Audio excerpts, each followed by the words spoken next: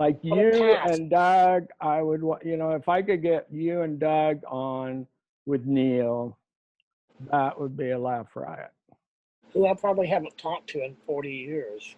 Yeah. I mean, I certainly haven't talked to Doug in 40 years because I never really knew him that well. Yeah.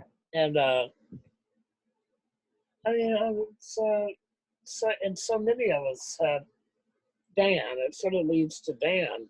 So many of us have died. I mean, yeah, like so many haven't died that could have. Yeah.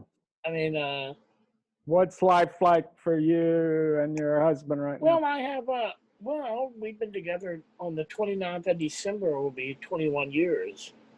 Yeah. And, well, I guess I meant, San Francisco. You live in San Francisco, right? We live in San Francisco, and I've been here forever, it seems like. And although Austin proves to me that I haven't. But I mean, I've had such a long life here. And I think of Austin as so very long ago. Although I have gone back there consistently. With Sister Double Happiness, I went back with Black Calling Ma, and I go back, and I became very, very good friends with Buff's wife. Oh, and, she seems lovely.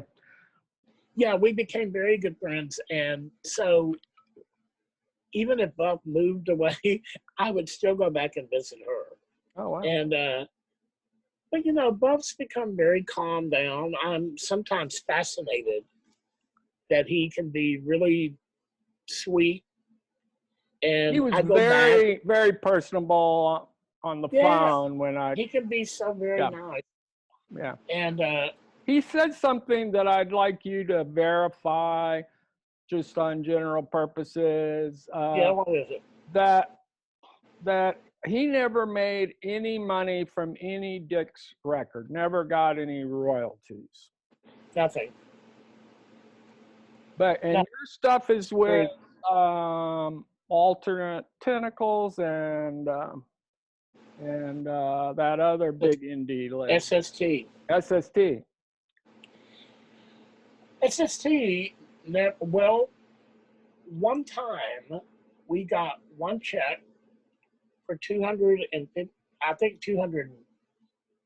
Maybe it was $210 or $240, and that was it. And I was living here, and they sent it to me, and I opened the check in a room full of people that we owed a lot of money to. Oh, no. So it was a big mistake because I had no idea. I had SST envelope, and it was only two people, but both of them. One, it's no reason to go into it, but I said, oh, my God, a check from SST, and they both, like blackbirds on seeds, pounced. Oh, and I got really nothing out of it. And I told those guys, but I was living out here, and it was sort of a bad time for us because I had left. I didn't want to stay in Austin. I wanted to move out here. Yeah. And we had been on tour, and we came back and stopped through Austin, and they reunited with their loved ones and people that helped them and took care of them. And I was with our manager, a woman that I was very good friends with. We all were. And it was like we had shows out here lined up, but they didn't want to leave. Yeah. And we stayed in Austin like a week and a half or something, and with no shows. We played a couple of them, but it was like, so finally I said to them,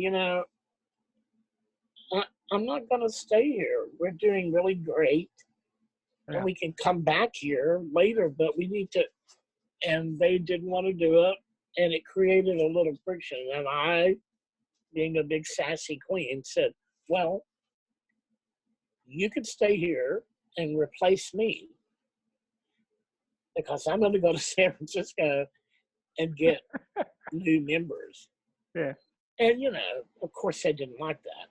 What I wish I would have done was just come back here and start another band and play the Dick songs and change the name. Yeah. Yeah. But you know what? I didn't do that. Yeah. And I'm You not going to can be talk mad to at you St. about it. Peter about that, you know. Yeah, I'm not going to be Eventually. mad about it because that's what I fucking did. Yeah.